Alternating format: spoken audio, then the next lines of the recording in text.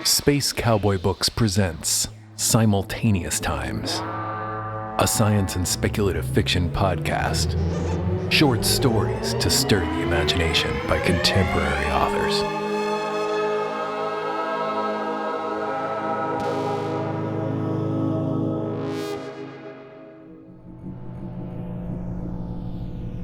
Weapons Test by Eric Fomley, with music by TSG, read by Jean-Paul Garnier.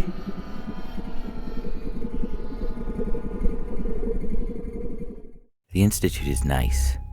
Clean, white walls, polite medical staff. It's comfortable, not like a prison at all.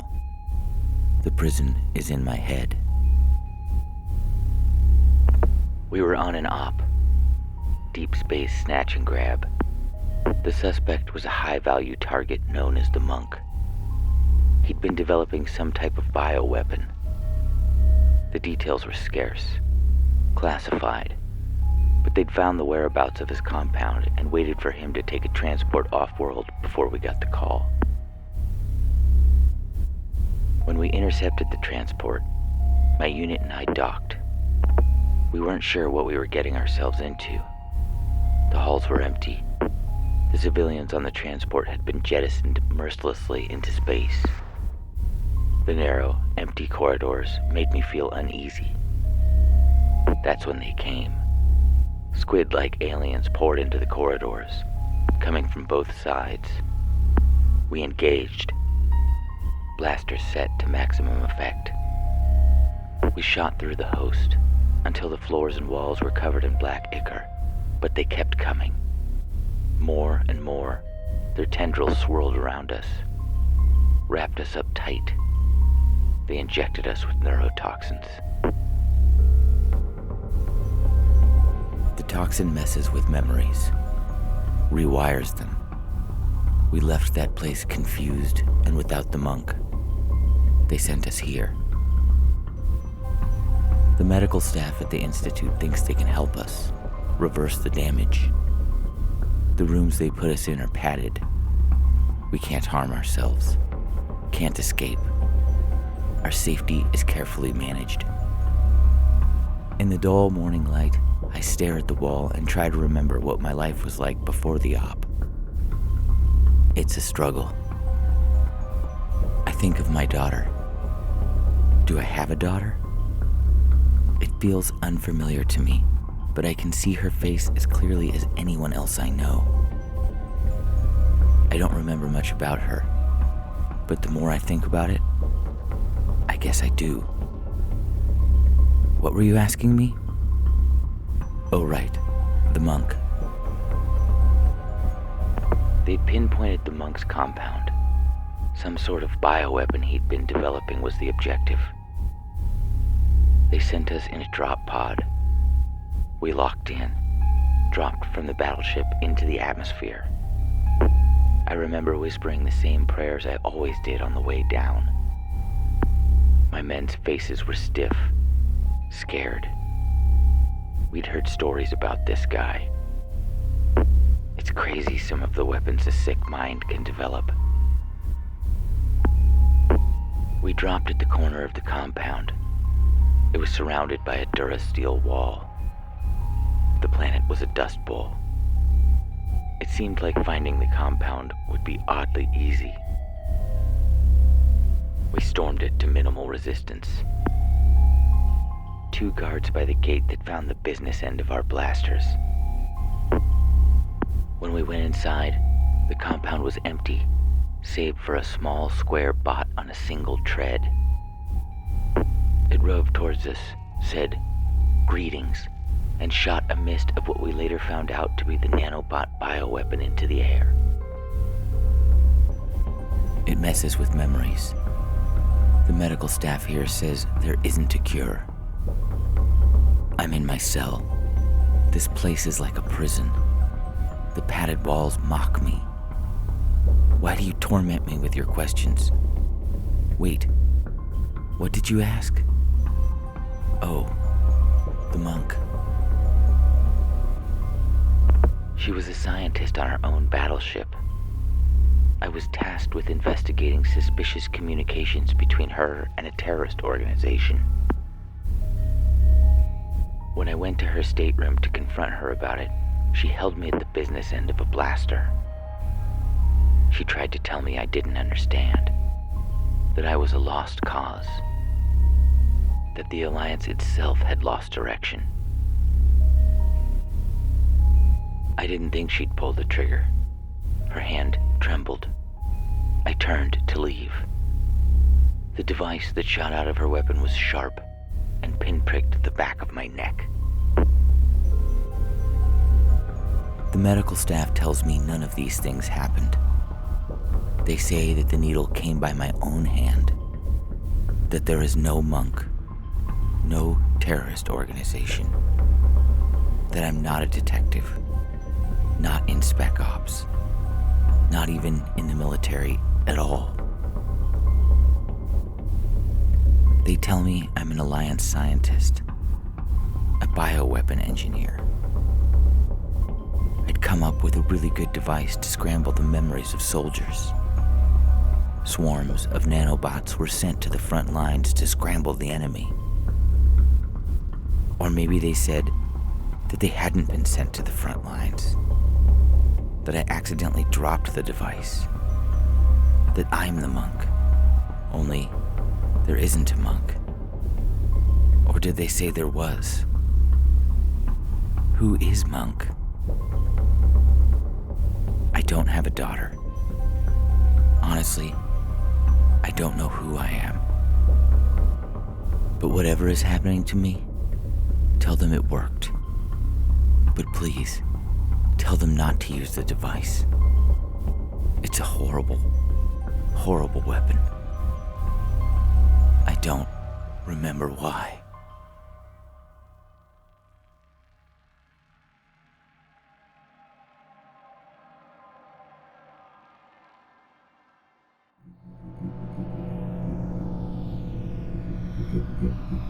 Tree Love by Adele Gardner, with music by Fog Machine, read by Jenna Hanchey.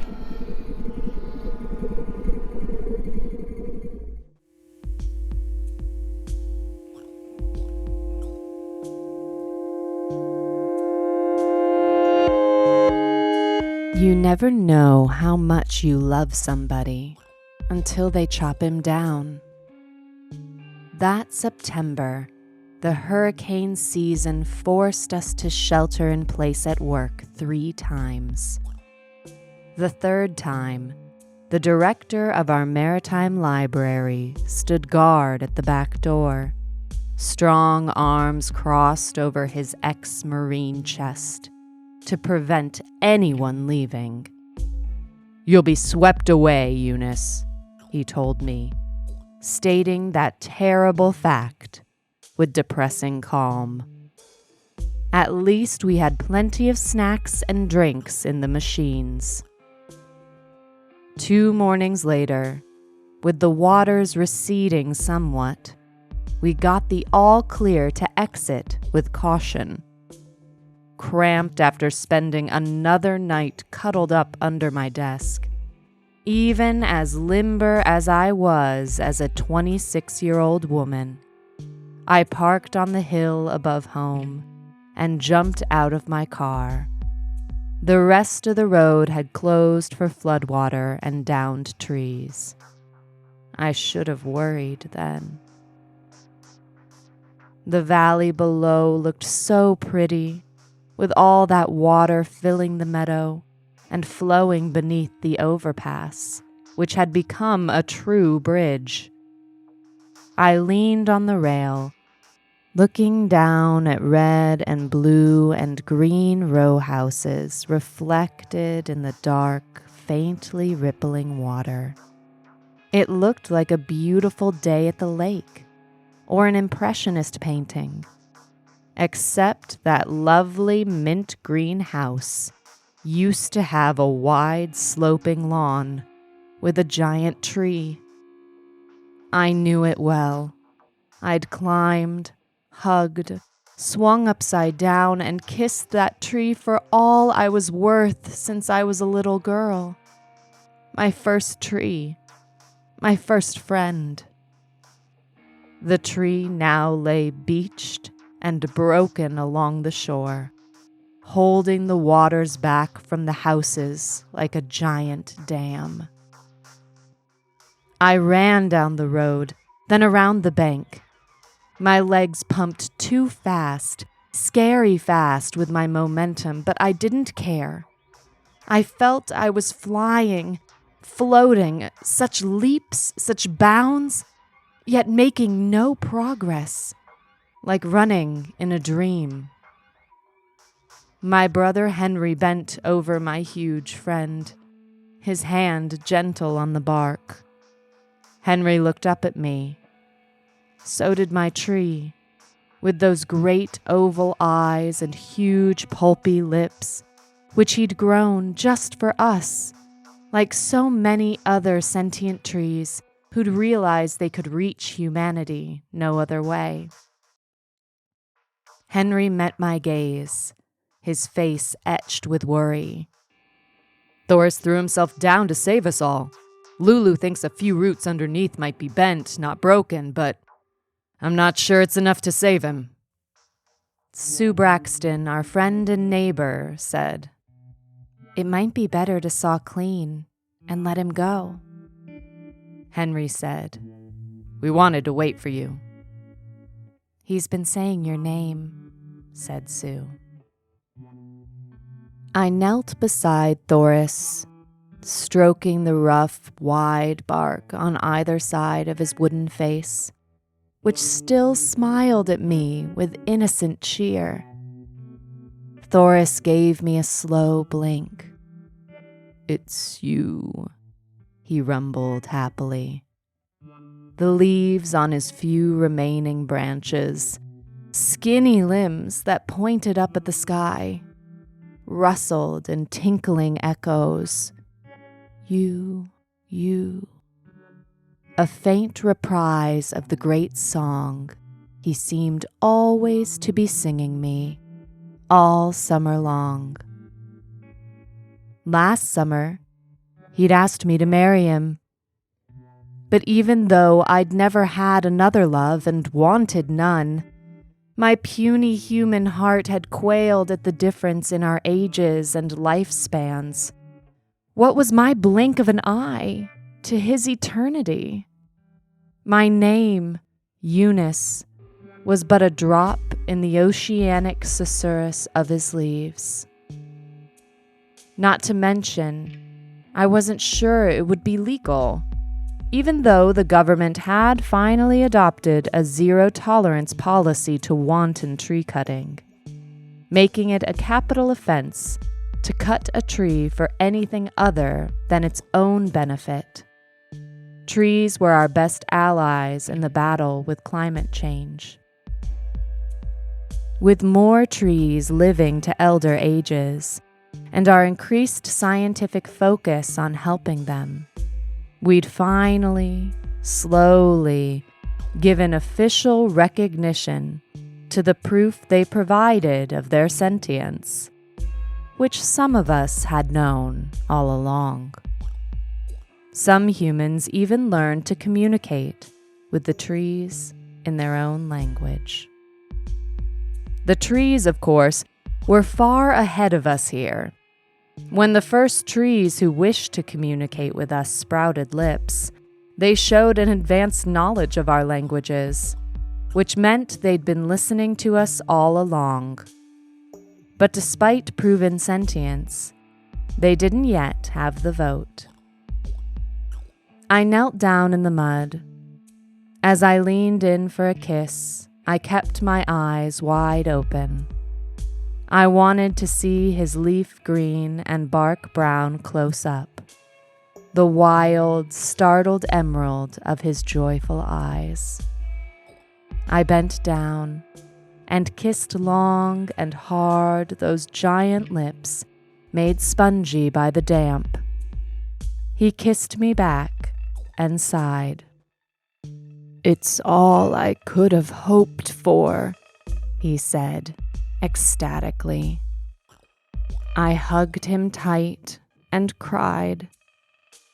That wind, still gusting up in little hard slaps, took my long brown hair and tangled it in the bark. I couldn't lift my head far. I tried to relax as Thoris creaked and managed to roll enough to get a twig out from under to cradle me. Sue, our tree surgeon, worked long and hard while I recited some of our favorites. Birches by Frost, Trees by Joyce Kilmer. He sighed happily and sang to me in tree language, while the little birds came back and nestled in the great fallen arbor of his branches and my hair. I didn't want to let him go. He snuggled me under his chin. I stayed with him during the long hours while the water receded below the level of his dam. At last, Sue touched my shoulder. "It's time," she said gently. I gave him one last kiss, a great big smooch that brought out his silly grin. His shaky branches lifted me toward my brother's arms, while Sue cut my hair free. "Can't you save him?" I cried. "He saved us!" Sue hesitated. I saw it growing on her face, a slow surmise. "Well, he is a live oak." "My ancestors sailed the seas," Thoris rumbled dreamily.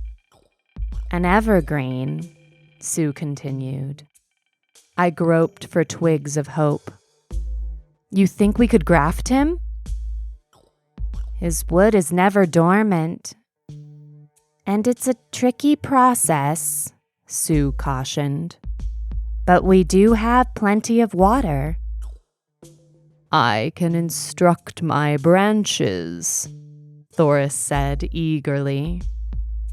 Sue patted his trunk above the hopeful, childlike eyes.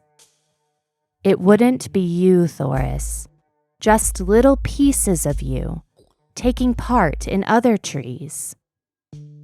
"That's all right," he said softly, looking up into the clouds scudding across the blue.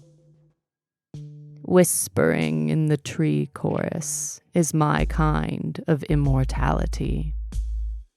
Then his eyes fell on me. "But I'll miss you, sweetheart. I don't suppose a branch here or there has an individual soul." I gripped the branch that sprouted about the place his right ear would be, if his face fully matched our physiognomy. "You'll be there," I promised. "I'll visit all your children." Henry consulted with Sue, then went to the backyard greenhouse to collect supplies. But Sue said, "Oaks grow best from their acorns. You have to wait till they fall. You know how precious those are. We plant them all over the state, but I always save out some of Thoris's. He's such a good seed." She patted his bark. "Why, thank you," Thoris chuckled, his twigs rattling, dropping 5 more acorns into our waiting hands. "I'll treasure these. I'll plant them," Thoris whispered. "There's another way, an ancient way." His big eyes shone, reflecting the blue of the sky. I felt a kernel of hope, but I had to be sure. "Sue, if you were planting them, you might want to put them in potting soil, keep them safe in containers for a year until they were strong enough to survive the winds," she said slowly. Something about her tone set a wind blowing inside me. I leaned forward and hugged my tree, resting my head under his chin. Thoris, what ancient way? A union, he rumbled, a sound I could feel through his bark, a rhythm that rippled down to my toes, as warm as a cat's purr. Tree and human, human and tree, one soul, not a graft, a human born of oak. Our child? Distantly, Sue said, I don't know about this. Maybe with modern medicine you'd survive, but those legends, sometimes the tree doesn't wait to be born. It has to gestate so long, sometimes it just grows free. Henry announced his presence by dropping the flower pots in what was left of the drive. Some bounced. A clay pot shattered. No, you've meant a lot to us, but don't ask this. Branches creaked. Leaves rustled. With gentle twigs and pointed arms, Thoris held me, rocking me in the cradle of his being, a feeling like soaring into the sky as a girl on my oak friend's swing. Yes, I said, dazed with love. Yes. Those acorns he'd given us, and some Sue had saved and tested for viability, Sue gravely held out to me in a woven basket, her weathered face kind as she pressed the seed into my womb. While Thoris and I joined our various voices in the harmonics of our eternal song, a part of the great anthem of humans and trees and our planet intertwined, I felt the pinch, the wrench, the rupture as the seeds took root. But all good things must end. At last, Sue indicated it was time. I kissed Thoris goodbye. He kept his eyes on me and his branches in my hands as the buzzsaw drowned my yells of grief. He was still wearing that silly grin as his sap leaked into the ground and his leaves curled up and died. The birds kept singing, grooming his leaves and branches like always, and plucking up the worms he'd saved by preventing all our soil from washing away. He'll make you a fine house, my brother said, trying to console me, his hands on my shoulders, holding me up like the stakes for a young tree. He'd want to shelter you, I know. And he did. Me and our 5 little saplings. I felt his song within me, rumbling in their 5 separate songs as they grew. Just shy of a year's gestation, they emerged. Fine little human trees. And we all kept shipshape, thanks to the wonders of modern medicine, and even more to our midwives, Sue and a grove of trees that bore his grafts. And in that way, at least, nestled in our family and sheltered by his sturdy boughs, Thoris and I did live together to the end of my days. And as we hunker down in the central room each hurricane season, I feel his arms wrapped around us, his voice rumbling through the wind and rain. It's all right, my loves. I'll keep you safe.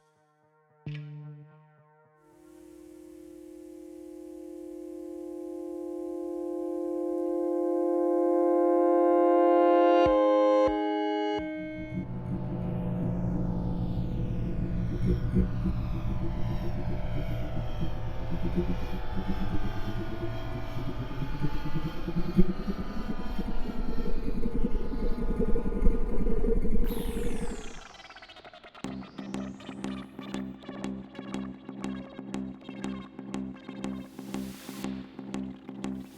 this episode of Simultaneous Times, you heard Weapons Test by Eric Fomley, with music by TSG, and Tree Love by Adele Gardner, with music by Fog Machine. Theme music by Dane Luscombe.